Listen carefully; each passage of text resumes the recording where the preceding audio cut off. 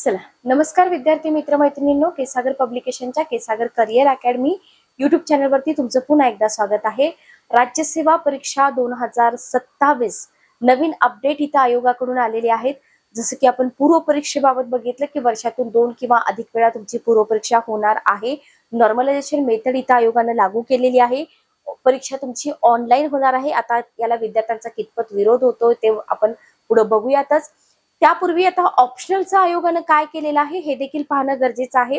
चॅनलवरती नवीन असाल तर चॅनलला सबस्क्राईब करा, बेल नोटिफिकेशन ऑन करा, म्हणजे लेक्चरच्या ज्या नोटिफिकेशन आहेत त्या तुम्हाला वेळेवर पोहोचतील.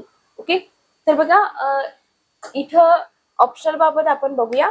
तर प्रसिद्धी पत्रक आहे असं आयोगाचं तुमच्या समोर आहे.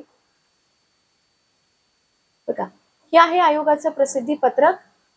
सन 2027 पासून राज्यसेवा मुख्य परीक्षेमधील वैकल्पिक विषय वगळण्याबाबत आयोगाच्या दिनांक 24 जून 2022 रोजी च्या प्रसिद्धी पत्रकान्वये जाहीर केल्यानुसार महाराष्ट्र नागरी सेवा राजपत्रित गट अ गट ब अंतर्गत बघा राज्यसेवा मुख्य परीक्षेच्या परीक्षा योजनेनुसार इथं काय होतं, तुम्हाला ऑप्शनलचे 2 पेपर होते, कंपल्सरी होते, बरोबर.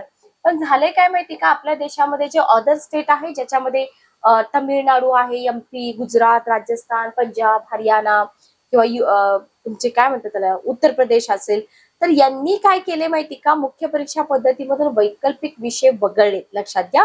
आणि त्याऐवजी इथं त्यांनी अधिक एक समान आणि प्रमाणित मूल्यमापन पद्धतीचा अवलंब केलेला आहे. ओके, आता त्यांच्याच धर्तीवर साकल्याने आपल्या आयोगाने विचार केलाय.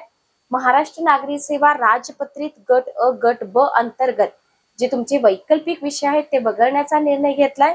आणि हा निर्णय 26 पासून नसणार आहे, लक्षात घ्या, 27 पासून असणार आहे. ओके, आणि इथे तुम्हाला महाराष्ट्र राज्य सेवा परीक्षेसाठी मराठी इंग्रजी भाषा विषयाचे 2 पेपर आहे असे असतील, निबंधाचा पेपर असेल आणि सामान्य अध्ययनाचे 4 असे एकूण तुमचे 7 पेपर्स इथे तुम्हाला कंपल्सरी असणार आहेत, लक्षात घ्या. तर इथं तुम्हाला दिलेलं आहे आधीची जी योजना होती, आधीच्या योजनेमधून तुम्हाला 500 मार्काचा जो तुमचा वैकल्पिक होता तो वैकल्पिक इथं वगळलेला आहे. त्याच्यामुळं इथं जर आपण बघितलं तर 1250 मार्काची एक्झाम असेल, 275 मार्काची मुलाखत आणि 1525 मार्काची तुमची एकूण परीक्षा. ठीक आहे, ओके. तर इथं तुम्हाला हे आयोगाने दिलेलं आहे, लक्षात घ्या. आता हे जे डिसिजन असतात बघा, ऑप्शनलची तयारी खूप मोठी, बरेच विद्यार्थी तयारीला लागले होते, काही विद्यार्थ्यांनी ऑप्शनलच्या बॅचेस पण कंप्लीट केलेल्या आहेत. इतका मोठा 500 मार्काचा सिलेबस आणि तो असा अचानक रद्द करणं. ओके, विद्यार्थी मित्र मैत्रिणींनी अभ्यासासाठी जो काही वेळ दिला असेल, त्यांचं कष्ट असेल, याच्यावरती खरंच क्वेश्चन मार्क आहे, लक्षात घ्या. असो तरी पण लोकसेवा आयोगाचे डिसिजन आपण इथं फॉलो केले पाहिजेत.